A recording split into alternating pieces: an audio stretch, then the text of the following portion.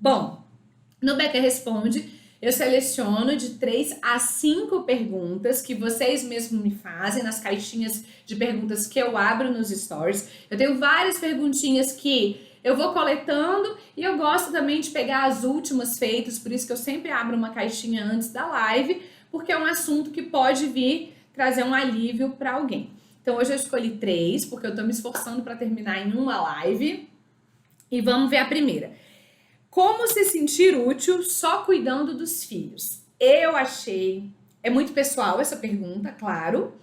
Só que pode ser que outras mães, outras mulheres estejam passando por essa polêmica interior. E como eu passei por tudo isso, eu quis compartilhar essa pergunta.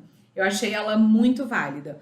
E é claro, não existe certo e errado, e sim perspectiva. Então, obviamente, eu vou dar a minha perspectiva, principalmente com a minha experiência de quem passou, quem faria essa pergunta. Eu já fiz essa pergunta a alguém um dia.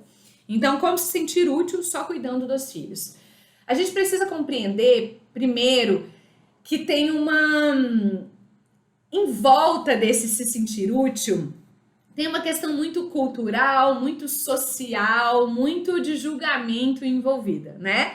Nós estamos hoje vivendo numa sociedade, num mundo, correndo de acordo com o mundo, onde o ser é muito importante, o ter é muito importante, ter vários status profissionais, ter vários status em todos os níveis, não só financeiro, enfim, é isso que conta muito.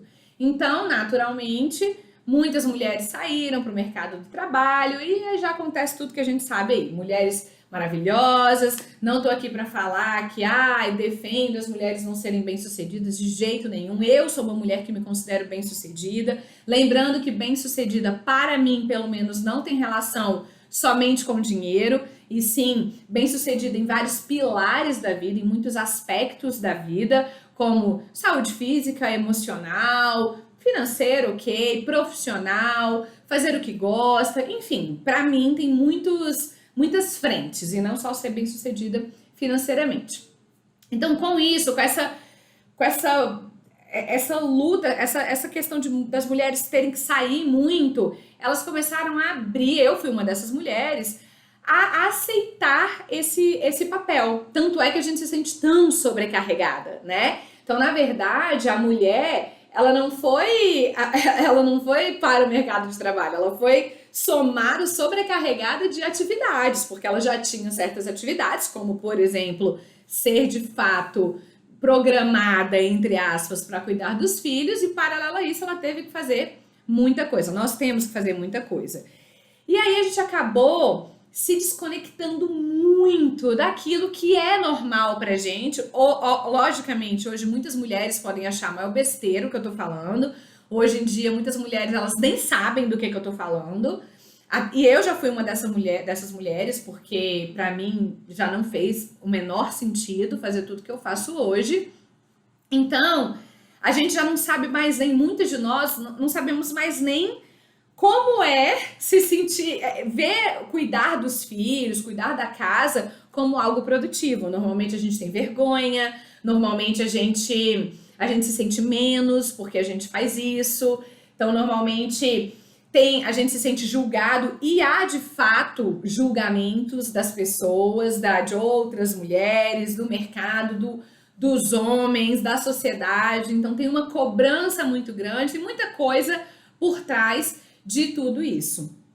Então, a gente passou a não entender mais, a não compreender mais o potencial, a diferença, a necessidade, a importância da mulher dentro de casa, da mulher cuidando dos filhos. E aí hoje, obviamente, tem muitas mulheres que podem ter essa escolha, e elas foram engolidas pela sociedade, pelo mundo, e por essa perspectiva onde é vergonhoso, é um absurdo a mulher ficar dentro de casa, ela é uma nada, e quando seus filhos forem embora, o que você faz na vida? Normalmente as pessoas, elas não perguntam como você tá, elas perguntam o que você faz, né? É como se ser você não significasse algo, é como você tivesse que carregar um status profissional junto com você.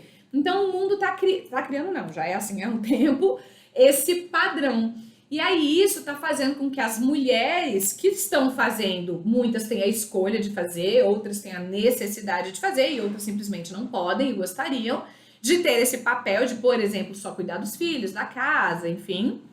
E elas acabam se sentindo humilhadas, envergonhadas, e depende muito da relação com o marido também, porque às vezes se o marido, se o parceiro também tem essa mentalidade, acaba a questão financeira não sendo um alinhamento, em si uma cobrança, um peso, um desafio, onde ele a humilha de fato, porque ela tem que, aí a mulher começa a se sentir, eu tenho que pedir dinheiro. Então, são muitos desequilíbrios para a mulher hoje se sentir uma inútil quando ela quer, ou pode, ou precisa só cuidar dos filhos. Então eu vou falar baseado na minha experiência. Gente, coloca os coraçõezinhos pra eu entender que eu tô no caminho. Então eu vou falar da minha experiência, tá? De fato, eu sou uma mulher muito bem-sucedida e eu tenho uma profissão onde o meu nome é muito forte, onde quando eu escolhi mudar de posição, de status, eu estava no auge da minha carreira, com uma agenda lotada como nutricionista, fazendo um trabalho maravilhoso, do qual eu amo, eu sou apaixonada e eu vejo uma necessidade muito grande, tá? Eu tenho muitas pós-graduações, eu tenho muitos cursos, eu sou muito estudada, muito esforçada, legal, ótimo, ajudo e já ajudei muita gente. A questão é que eu cheguei num momento da minha vida que eu olhei e muito disso não estava fazendo sentido. Não porque eu não gostasse, eu amo, continuo fazendo, mas eu percebi que estava desequilibrado. E isso veio depois da maternidade. E aí, de fato, eu optei, eu tenho essa opção, muitas mulheres hoje em dia, infelizmente, elas não têm essa opção, e muitas têm essa opção e não vão por ela, como eu já fiz muito tempo, como eu tinha essa opção e demorei para abraçar essa causa, que é pessoal e individual, e aí eu resolvi mudar de status. Então eu não eliminei, eu deixei um pouco de lado o meu status profissional para mergulhar no status mãe. E foi um impacto muito grande, óbvio, para mim, porque eu não estava nem um pouco acostumada com isso. Para mim, ainda ficou muito essa necessidade, nossa, mas e tudo que eu estudei, e tudo que eu sei, e tudo que eu já fiz, e tudo que eu posso fazer, e o meu nome, e minha carreira, e minha agenda, e minhas condições financeiras. Óbvio que vem 1000 coisas na cabeça, óbvio. Então para mim, foi um desafio muito grande, foi muito impactante, e para os outros também. Então, muita gente... Rebeca, mas assim, você é tudo que é hoje e você vai largar tudo para ser mãe? Mas e quando seus filhos saírem de casa? Mas e quando você... E aí você vai ter o que para fazer quando seus filhos saírem? Quando seus filhos crescerem? O que você vai fazer? Você vai ficar chupando o dedo, aí você vai ficar com síndrome do ninho vazio e não sei o quê? Enfim, eu tenho uma mentalidade completamente diferente em relação a isso, principalmente hoje. Então... como se sentir útil só cuidando dos filhos, como é a pergunta aqui, como eu passei a me sentir útil? Entendendo que isso era uma prioridade minha e não sua que tá me ouvindo, ou da fulana, da minha cunhada, da minha sogra, da minha mãe, da minha irmã, da minha amiga, enfim, era uma prioridade minha. Então, se é minha, pode ser que não faça o menor sentido pro outro, como para muita gente não fez e ainda não faz. Então, ok, é uma prioridade. Eu comecei a ver se eu estava alimentando as minhas prioridades. E quando eu me perguntei isso, as minhas prioridades eram filhos. E a menor porcentagem do meu tempo era para os meus filhos. Então não estava fazendo sentido. Eu passei de fato, gente, o meu temperamento, o meu perfil comportamental, o meu estilo de vida anterior, a forma que eu me via como filha, a forma como eu me colocava como mulher no mundo, a forma como eu me posicionava no mundo, não tinha nada a ver com a Rebeca que eu sou hoje. Então eu era uma pessoa que me preocupava excessivamente com os outros, eu era uma pessoa que me preocupava excessivamente com o que pensavam, com o que falavam. E aí eu fui aprendendo, de fato, eu não queria mais ser essa pessoa, não era mais essencial na minha vida ser essa pessoa, eu não queria mais usar isso como bengala e limitação na minha vida, E eu mergulhei de fato num processo de autoconhecimento, porque todo mundo acha que é fácil, né? Todo mundo acha que é lindo, pra você é fácil, porque você tem dinheiro, pra você é fácil, porque você faz as coisas. Mergulhar, abdicar, ninguém quer, né? Só quer criticar. Então, de fato, eu mergulhei num mundo onde eu comecei a me entender quem era a Rebeca. E aí, os comentários, os julgamentos passaram a não fazer mais sentido. Eles continuam acontecendo, eles estão presentes. Só que eles passaram a não fazer mais sentido para mim. Eu passei a ouvir e eliminar o que não fazia sentido. Então, eu coloquei como prioridade, que era uma das prioridades, era estar com os filhos. Parei de me preocupar com os julgamentos alheios, inclusive das pessoas que mais nos amam, e hoje eu entendo que é uma defesa. Então, se uma amiga minha tia, minha mãe chega pra mim e fala: minha filha, mas todo sua profissão, nananã, eu entendo que ela tá falando com amor pra mim e não necessariamente com uma crítica. E se for com uma crítica, ficou lá pra ela. Então eu passei a não me preocupar tanto com os outros, de fato, e eu passei a entender que ficar em casa só cuidando dos filhos, eu particularmente não fico só cuidando das crianças, eu consegui equilibrar a questão do meu trabalho. E se hoje fosse possível, se hoje eu quisesse, clamasse no meu coração para eu não trabalhar mais nada e ficar só com as crianças, também faria. É porque eu encontrei esse equilíbrio e eu gosto muito de trabalhar. Esse trabalho só não ocupa mais o meu tempo, a minha prioridade, a minha demanda emocional, a minha necessidade de aprovação, meu status financeiro, enfim, não é mais uma exigência, uma autoexigência minha. O que de fato era ficar em casa cuidando dos filhos? Porque muitas pessoas querem ficar em casa cuidando dos filhos, fazendo as suas próprias coisas, aqui no celular, fazendo o que bem entender. Então, enfim, isso, gente, quem pode e quem quer fazer isso, olha, ótimo pra você. Para mim, Rebeca, eu não tenho o menor perfil para ser tipo dondoca, né? Eu tô fazendo um julgamento, mas enfim, se alguém tiver uma palavra melhor para me ajudar, eu peço que coloque aí. Então, eu não tenho essa... Não faz sentido para mim eu ficar só em casa ali, entendeu? Tipo, só olhando o que tá acontecendo, com muitos funcionários dentro de casa, tendo 1000 coisas, só administrando. Eu sou muito de colocar a mão na massa, coisa que não fazia o menor sentido pra mim, coisa que eu nunca lavei uma louça, eu nunca guardei uma roupa na minha vida. Eu fui criada assim, venha tudo até mim, tudo chega até mim, sabe? Eu nunca peguei um copo e coloquei na pia. Então, eu tive que desenvolver muitas coisas que hoje fazem sentido pra mim, porque eu quero educar meus filhos dessa forma. Então, eu preciso ser. Então, pra mim, ficar em casa, por que eu me sinto completamente útil? Porque eu não tô só fazendo as minhas coisas ali na rede social e gastando um tempo, sei lá de quê. Eu tô educando uma criança, eu tô colocando valores, eu tô definindo princípios, eu tô ensinando responsabilidade, eu tô ensinando sobre educação, sobre respeito, sobre, enfim, tanta coisa, sobre tempo, sobre ócio, sobre tédio, sobre... É tanta coisa que pra mim, comunicação não violenta, organização, enfim... É tanta coisa que hoje, como eu tenho a oportunidade de ter dias de trabalhar e dias de ficar em casa o dia todo, o Ivan até brinca, porque antes ele não valorizava isso, nem eu, nem ele. Óbvio, não era o nosso padrão. As nossas mães são muito batalhadoras, então elas, são as mães que, tipo assim, guerrearam e lutam até hoje firmemente, trabalham loucamente. Então a gente não tem, as nossas referências não são essas, tipo, dona de casa. Então pra gente foi muito desafiador, inclusive pro Ivan. E aí, quando ele começou a perceber, ele fala assim: amor, é muito mais fácil você passar o dia inteiro no consultório cuidando dos seus pacientes.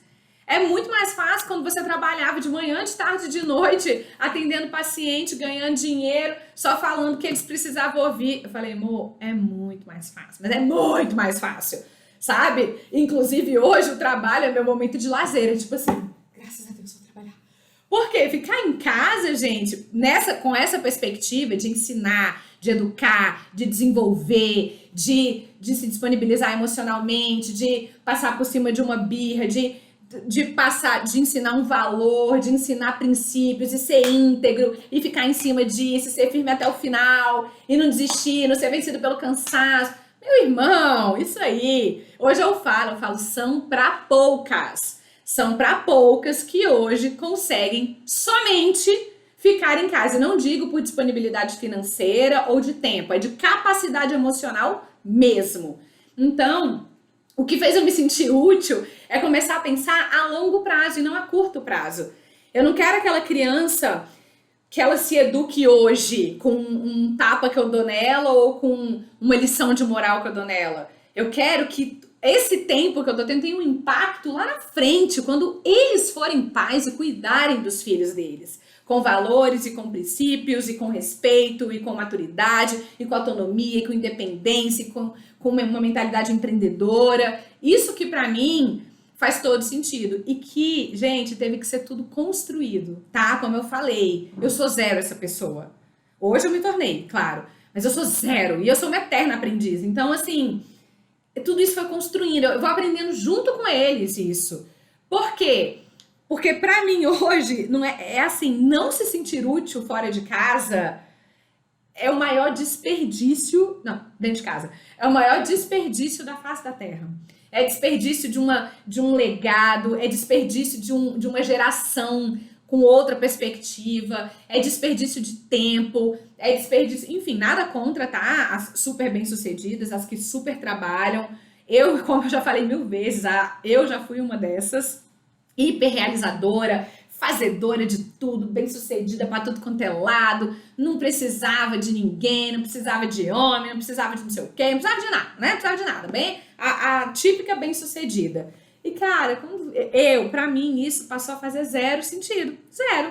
Então, eu equilibrei. Então, se você tem essa questão, eu quero me sentir útil, como me sentir útil, como não me sentir envergonhada, eu preciso ficar com os meus filhos, às vezes é uma necessidade, às vezes você quer, às vezes é uma imposição, sei lá, eu não sei qual é a sua realidade.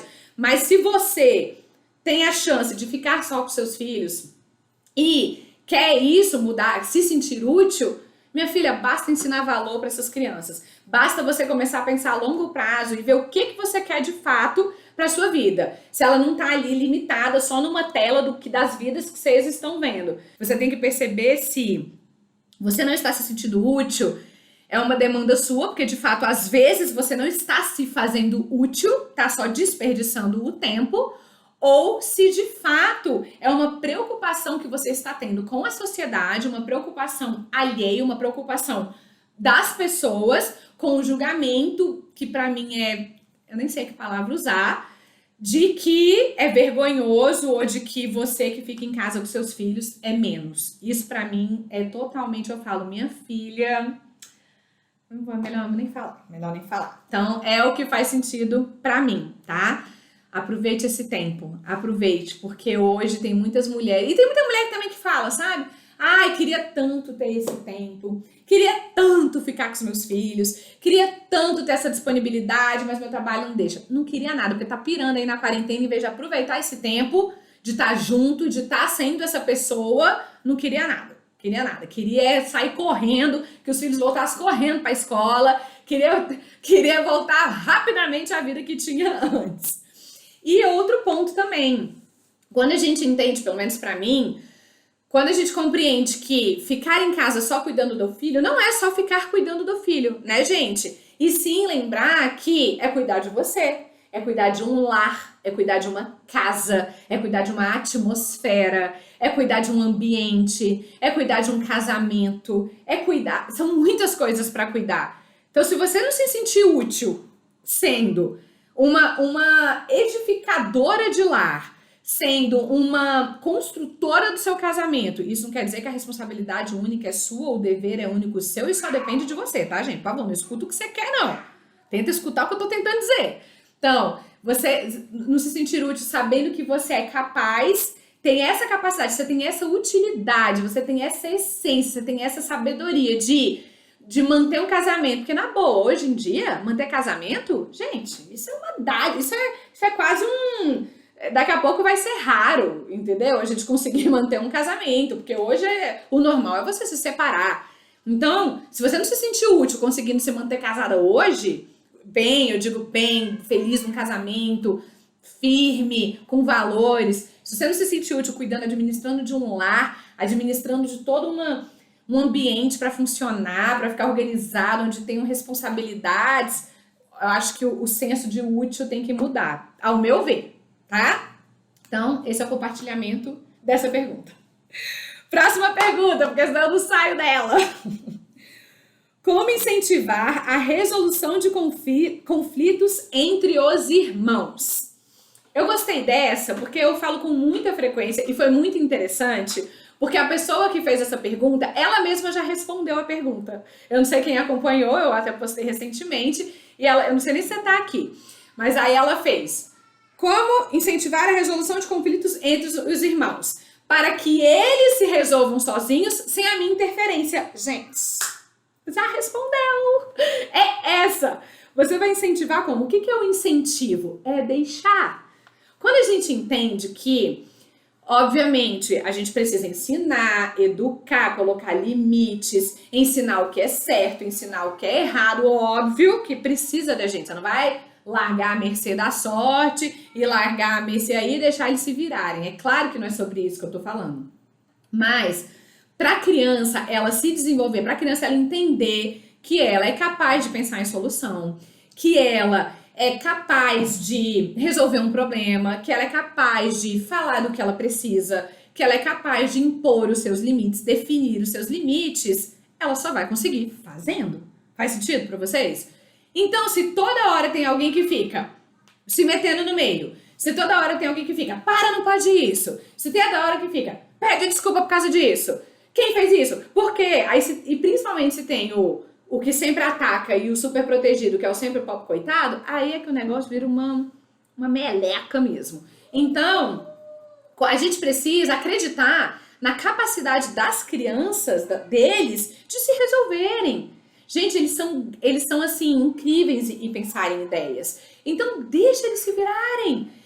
O seu incentivo é deixar. A melhor forma de você incentivar é largar. Eles estão lá agora, estão lá, e eu tô aqui com vocês. Tem todo um alinhamento, eu até fiz um post recente sobre isso, que eu faço todo um alinhamento quando eu vou me conectar aqui, gravar, fazer gravação de curso, trabalhar, atender um paciente, e eles ficam lá. Tem hora que tem grito, eles já chegaram aqui na porta umas 2 vezes, tem hora que sai uma faísca. Então, o melhor incentivo é deixar. Deixar. Em outras oportunidades, você vai estar sempre ensinando quais são os valores. Ó, na nossa casa a gente conversa, a gente não bate, são atitudes desrespeitosas. O que fala, sai uma palavra ruim da boca, sai uma palavra que não é edificante para o outro. Você tem outra palavra para colocar no lugar dessa?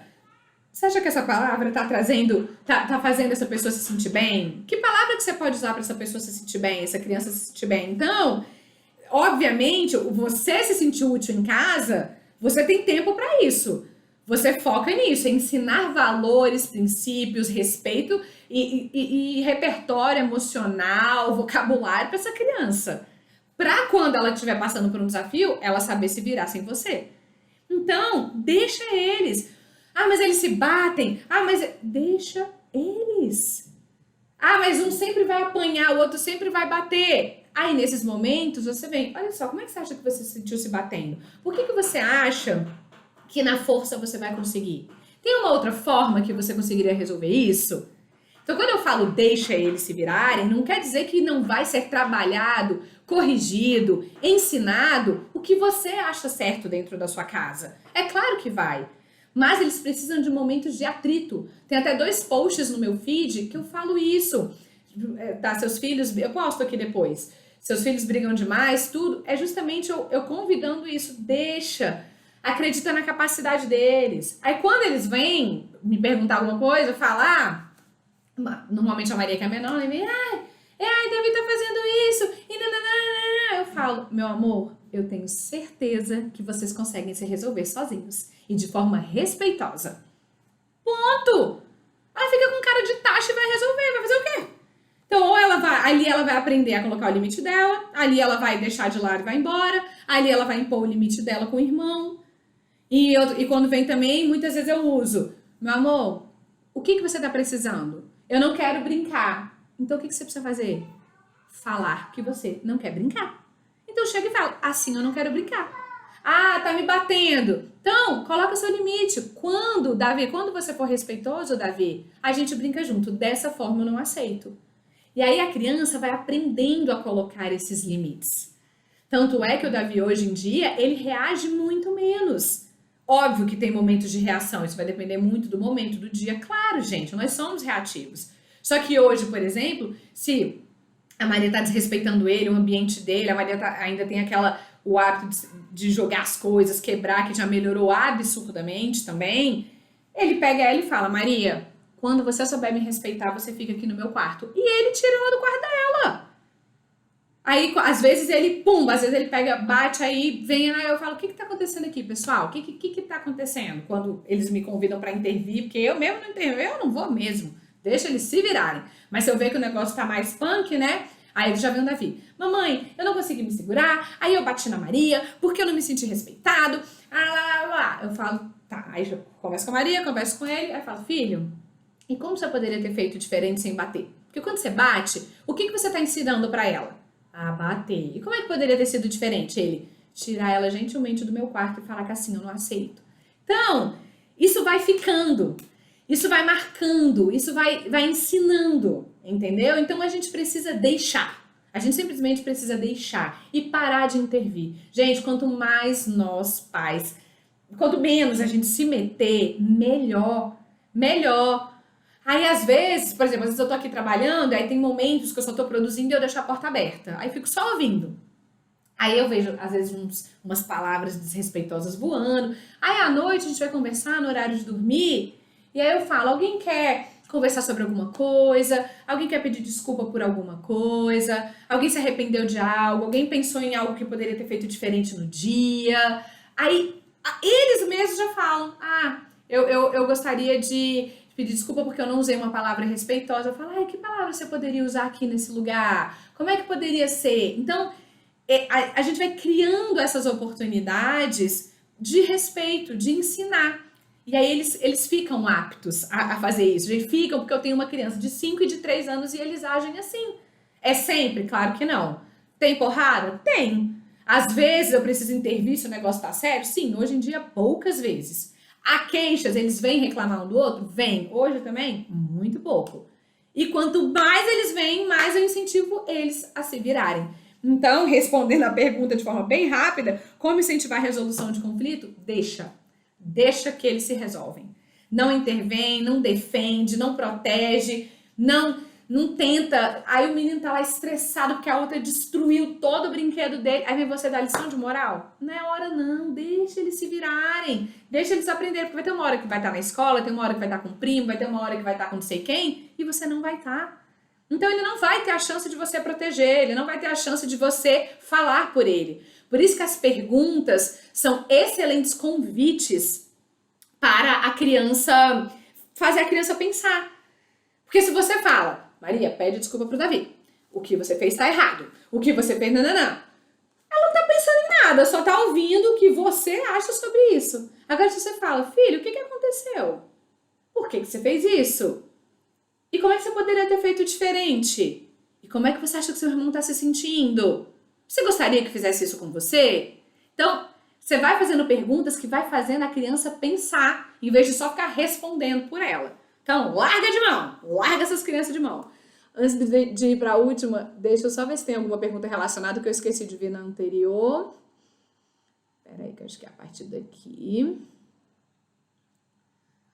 Exatamente, quando compartilhamos isso com os pais, que cuidar agora é o sucesso do futuro, mas eles muitas vezes não entendem e preferem continuar delegando a educação dos filhos e terceiros. Lilian, Lilian, bem-vinda! A questão é que eles não entendem ainda. Eu sei porque eu já fiz parte desse time, né? De não fazer o menor sentido isso pra mim. Então, o mundo, o externo, a aparência, o ter, o ser, o fazer as próprias coisas, é o que chama mais a atenção, é o que é mais fácil também, né? Então, na verdade, a gente muitas vezes não quer se disponibilizar. E muitas vezes a gente nem sabe, a gente não teve essa criação, e aí a gente não sabe por onde começar, por isso que nós, assim, que falamos muito sobre paternidade, maternidade, educação, parentalidade positiva, eu falo que a gente não deixe de falar, para disseminar esse assunto mesmo. Não que a pessoa tenha que fazer, mas pelo menos para ela ver que tem uma outra perspectiva, vai que faz sentido, né? Ai, gente, vocês são lindos, muito obrigada pelo carinho. Quando eu deixo eles se resolverem, um começa a machucar o outro.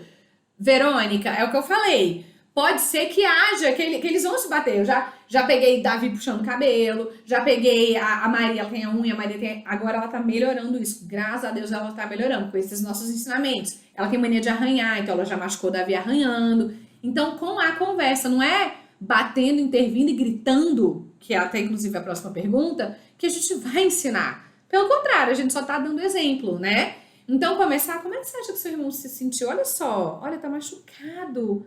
Aí, tá doendo, Davi, tá doendo. Como é que você acha que tá se sentindo? Como você se sentiria se alguém fizesse isso com você? Por que você acha que a força vai resolver?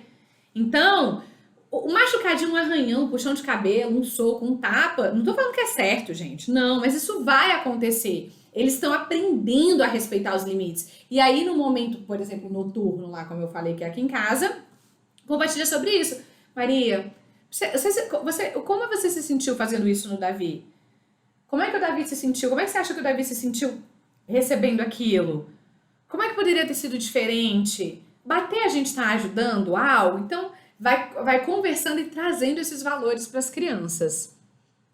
Isso acontece entre primos também. Aí é pior para resolver porque as mães tomam a frente. Andresa.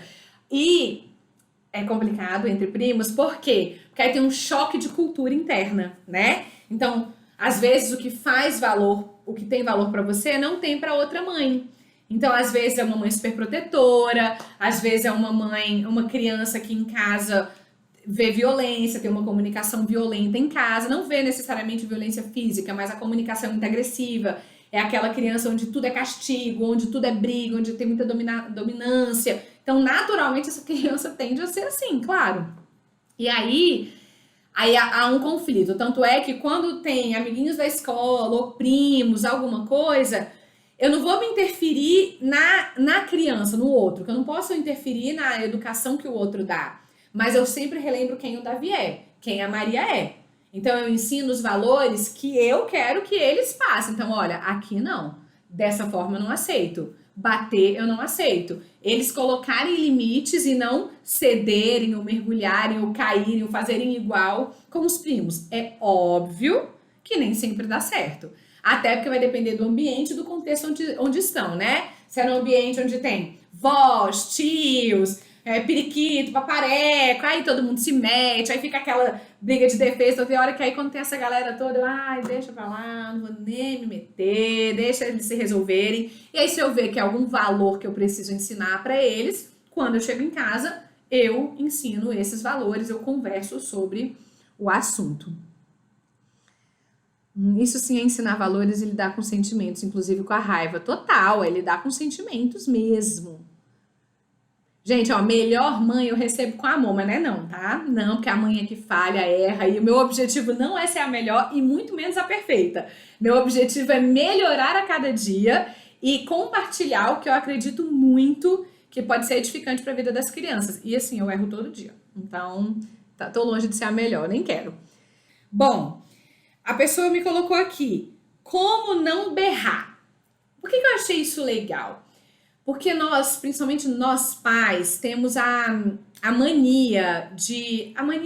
Isso já é cultural, isso já é social, isso vem dos nossos pais, isso vem da disputa de poder. Nós acreditamos muito que vence quem fala mais alto. Nós acreditamos muito que o grito vai fazer a pessoa entender. Então, a gente eleva a voz, como se tivesse, de fato, com a intenção de fazer a pessoa ouvir, tipo, você não tá me ouvindo? Tipo assim, eu vou gritar pra ver se você me escuta. Ou por uma libertação, uma frustração mesmo. Então você grita muito mais pra liberar a sua raiva, a sua frustração, a sua necessidade, né? O seu objetivo não é nem fazer a criança ouvir alguma coisa, e sim gritar e liberar a sua emoção e a sua frustração. Só que a questão é que o grito não vai fazer nem eu, nem você, muito menos a criança, a ouvir melhor. Pensa você numa discussão. Quando as pessoas começam a elevar a voz, Na boa, quando a pessoa começa a gritar com você se sente edificada? Não. Agora, fez sentido. Você tem toda a razão! É, né? É ou não? Cara, quando a gente vai aumentando a voz, quando a gente vai gritando, há processos fisiológicos e hormonais, inclusive envolvidos. Então, tem liberação de hormônio do estresse. Esse hormônio vai bloquear o aprendizado. O seu corpo, o coração começa a acelerar. Aí começa a entrar uma necessidade de fuga. Tanto é que quando alguém começa a gritar, naturalmente você quer fugir. Pode ser que você nem fuja, mas a sua vontade é essa. Por quê? Porque é hormonal isso, é fisiológico. Então o grito gera isso dentro da gente. E bloqueia o aprendizado. Então, você não tá me ouvindo? Eu preciso falar alto para você ouvir? Não. Pelo contrário, quanto mais alto você fala, menos essa criança aprende, menos ela escuta, mais ela bloqueia a aprendizagem dela.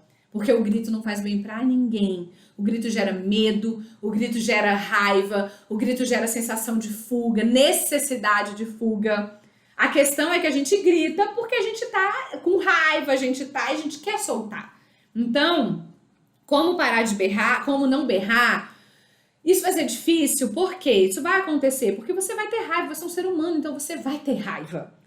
Você pode usar estratégias para o seu berro. Então, como parar de gritar com a criança, como parar de gritar com o marido, como parar de gritar com as pessoas. Aí é um olhar para si. Então, você precisa entender o que tá tirando você do seu eixo ao ponto de você se desequilibrar e acreditar na capacidade que o seu grito vai fazer você ser entendida e compreendida.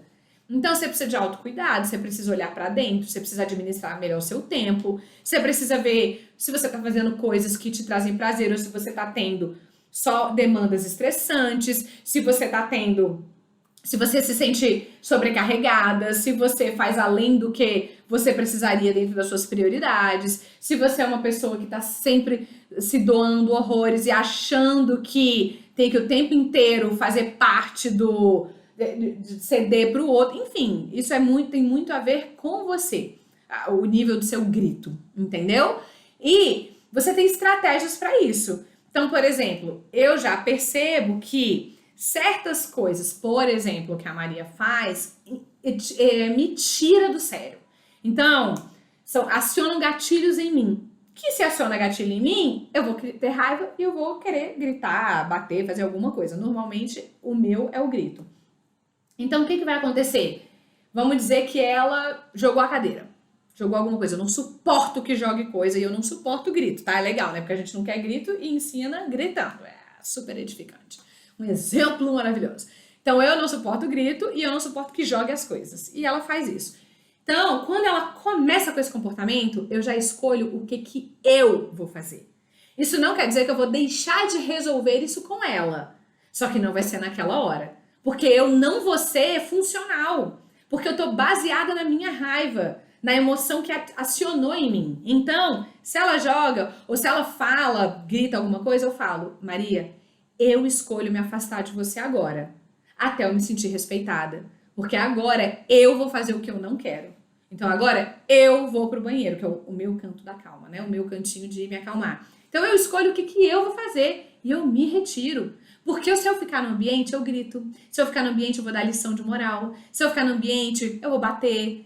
Não vou edificar nada, não vou ensinar nada, não vou educar nada. Só vou estar depositando, jogando, vomitando a minha frustração, a minha raiva, a minha dor, a minha sei lá o quê, naquela criança. E não resolveu nada. Então, eu escolho me afastar. Eu sou muito clara com isso. Muito clara. Fulana, Maria, Davi, eu escolho me afastar.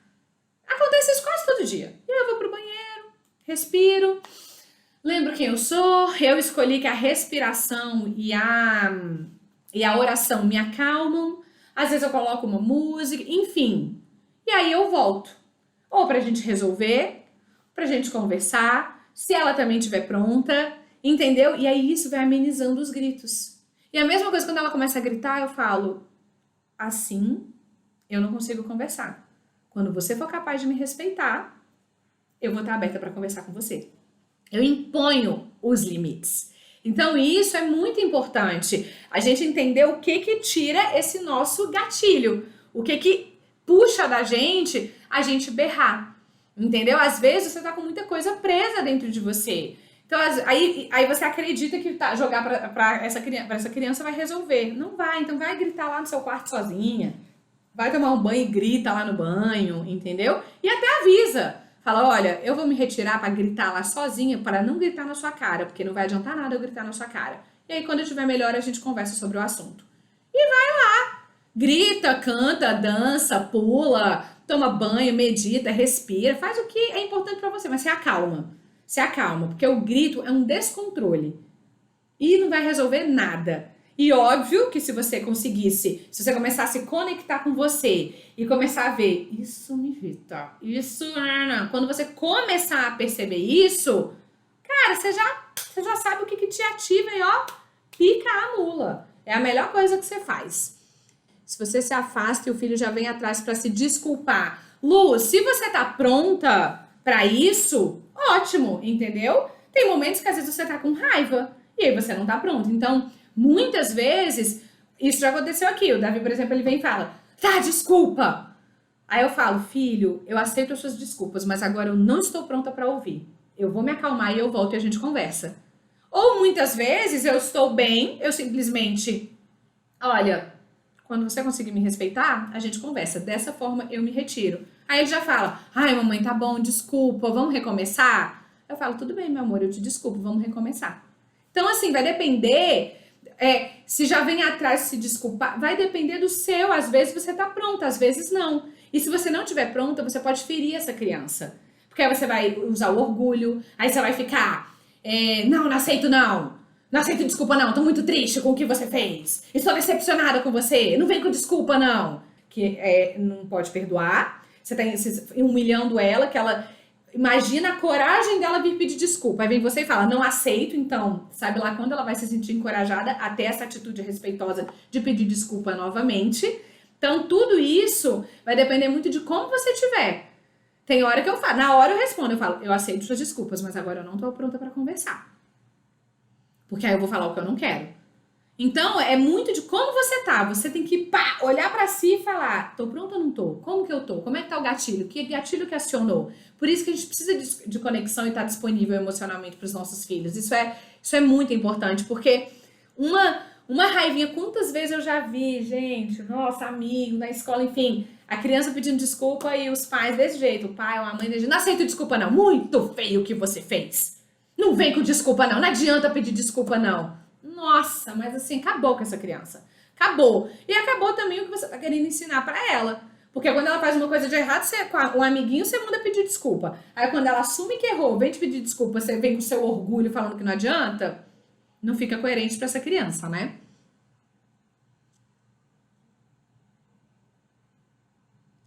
Você deixa de castigo? Qual tipo de castigo? Vivi, não, eu não uso castigo. Eu não uso punição. Para mim, a correção, ela não está aliada à punição. Eu acho, inclusive, que há uma confusão muito grande sobre isso. As pessoas acham que corrigir é punir. E para mim não faz sentido fazer a criança se sentir pior para ela aprender algo. Para mim, a gente aprende algo quando a gente se sente bem. Quando a gente se sente bem, a gente está aberto a aprender. Se eu castigo, se eu estou punindo...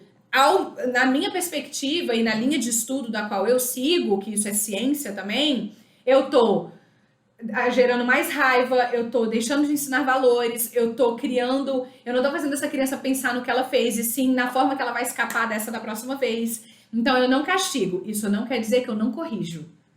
E a correção exige firmeza. Então, por exemplo, aqui em casa não tem o cantinho do pensamento, vai pensar no que você fez. Não, aqui em casa tem, vai se acalmar e quando você estiver pronto para conversar, a gente vai resolver. Ou eu, ou ele, ou os dois, né, as crianças, enfim. Então aqui tem essa conversa sobre valores, tem essa conversa sobre princípios e tem regras. Tem regras que são feitas. Então, por exemplo, eu não vou ficar aqui em casa, já tem a regra de, eu até comentei isso na outra live, aqui em casa tem a regra de brincou, guardou. Aí a Maria tem mania de disputar poder quando ela se sente afrontada. Aí ela larga lá. Não vou guardar. Eu vou ficar deixando de castigo? De jeito nenhum. Não vai guardar, meu amor? Não tem problema nenhum. Quem não guarda, eu entendo que não tá pronta pra ter, não é? Então, eu pego, guardo e ela já não tem esse brinquedo. Isso não acontece logo na primeira. E isso não é uma forma de castigo. Isso é uma forma dela entender como é que funciona. Eu não ameaço, eu não grito, eu não castigo, nada. Eu pego, aí ela vem, mamãe, quero brincar de comidinha. Eu falo, quer, meu amor? E cadê sua comidinha? Você guardou. Eu falo, filho, por que a mamãe guardou? Porque eu joguei. Falei, ah, e a gente joga as coisas na nossa casa? Não, por quê? Porque quebra. E você é quem, Maria? Maria. E o que você faz? Ah, eu sou cuidadosa. Então, eu vou estimulando isso, entendeu? O castigo, ele faz a criança ter muito mais raiva. Para mim, uma coisa não leva a outra. Eu busco solução, entendeu? Eu busco solução para o problema. E essa solução, ela tem que estar relacionada ao problema, ela tem que ser útil, ela tem que ser respeitosa. Então, o que vai adiantar? Ah, se você não comer brócolis, você não joga videogame. O que uma coisa tem a ver com a outra? Você acha que tirar o videogame vai fazer ela comer brócolis? Ela entender que ela precisa comer brócolis? Não vai. Entendeu? Ah, se você não guarda os seus brinquedos, você fica assim. Não vai, não vai. É uma medida. Ela só pode até funcionar aqui, agora. Daqui um ano não funciona mais. Daqui a 2 meses não funciona mais. Porque já foi outro problema, já foi outra disputa de poder, já foi outra estratégia que a criança arrumou. Então eu não tenho essa perspectiva de castigo. Isso não quer dizer que eu não seja firme, isso não quer dizer que aqui em casa não tenham regras, e isso não quer dizer que eu não corrija, tá? Eu só não associo correção à punição.